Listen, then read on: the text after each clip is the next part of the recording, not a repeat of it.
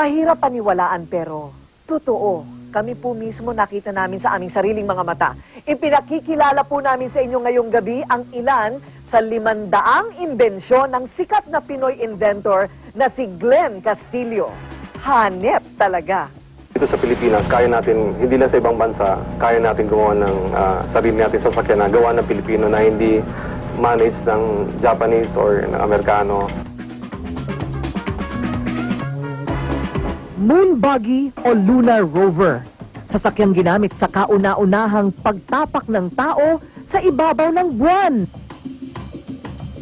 Na si Eduardo San Juan, incubator, nabuo mula sa pagsasaliksik ng Pinay na si Fidel Mundo. At ang one-man band organ, ang karaoke. Alam niyo bang likha na naman ng isang Pinoy? Si Roberto del Rosario. Ilan lamang sa mga imbensyon na nagpakita ng galing ng Pilipino na pinakikinabangan ngayon ng buong mundo. 15 taon ng inventor ang kababayan nating si Glenn Castillo. At sa pagtakbo ng panahon, mahigit 500 na imbensyon ang kanyang nalikha. Ito ang dial-a-device. Ibig sabihin, kahit saan ka pang sulok ng mundo at naiwan mong nakabukas ang appliances mo sa bahay, aba, hanip! Pwedeng patayin. Isang tawag lang. Kung gusto nyo... Patayin ang electric fan? Kung tatawagan nyo lang ulit. Tawagan nyo ulit, pwede nyo patayin ulit. Okay. So, katulad nito, papatayin ko siya ngayon. Ayun, namatay. Vehicle Intruder Protector ang tawag naman ni Glenn sa naimbento niyang anti-carnapping device na ito.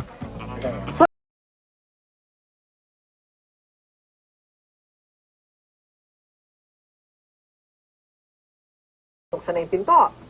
Pagkatapos, sasakay na siya doon. Yan ay automatic na tatawag sa iyong... Ayun. Tatawag nyo sa may-ari. Pagka ni-receive natin yung tawag na to, maririnig niya yung conversation. Pero ito, kahit na sinara na yung pinto, naka-automatic tawag na sa iyo yun. Naka-automatic siya. Okay. At kapag umandar pa yung kotse mo... Ngayon, paandarin natin yung sasakyan. Ito po. Maandar din yung kotse. Kunyari, tumakbo yung sasakyan na yan.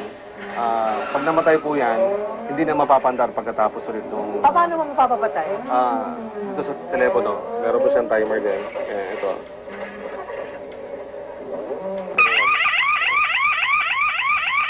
Hindi na mapapandar yan pagkatapos. Ganyan ang tunog niyan? Oh?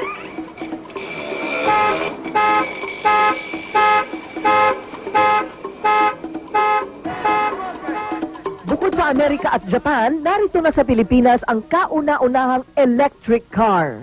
Naku, mapapahanip kayo talaga dahil alam niyo bang, ang tumatakbong kotseng ito ay hindi ginagamitan ni Glenn ng gasolina? Tumatakbo ito ng 40 hanggang 50 kilometro sa loob ng 7 oras sa pamamagitan ng tinatawag na deep cycle batteries o yung baterya na ginagamit sa computer.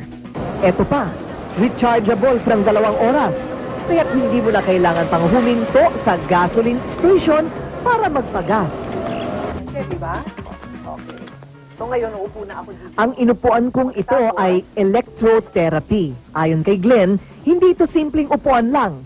Hanip! Dahil sa loob ng 1 oras na pag-upo dito, pwede o manong maalis ang mga idinadaing sa katawan katulad ng arthritis, sakit sa ulo, high blood, diabetes, at maging ang cancer. Ayon kay Glenn, dahil sa matinding pagod sa trabaho, nakukuha ng ating katawan ng tinatawag na positive elements. Dahilan upang humina ang ating sistema. Sa pamamagitan ng electrotherapy, ang positive, pinapalitan ng kailangan ng katawang negative charge. Eto o tumatayo o. Pag tinanggal ko, bababagsak. Pagdating doon, I think alam ko na kung anong ginagawa ni Eric Mana. Ayan.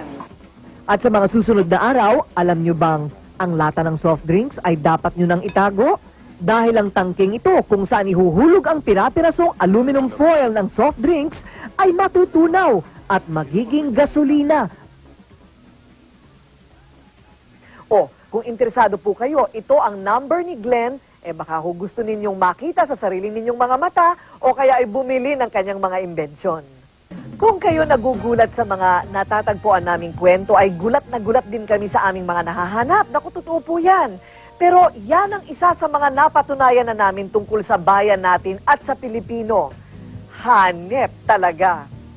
Ang ikli ng isang oras, ano po? Pero sa darating na linggo, abangan ninyo ulit ang paghain namin sa inyo ng koleksyon ng kwento mula sa inyong paboritong kakwentuhan tuwing linggo, alas 8 na ngayon ng gabi. Ito po ang inyong kaibigan, kabalitan at kakampi Corina Sanchez.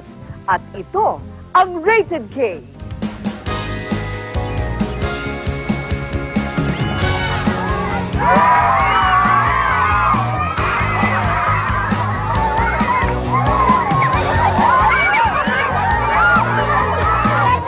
Mga intrigera, taksya po!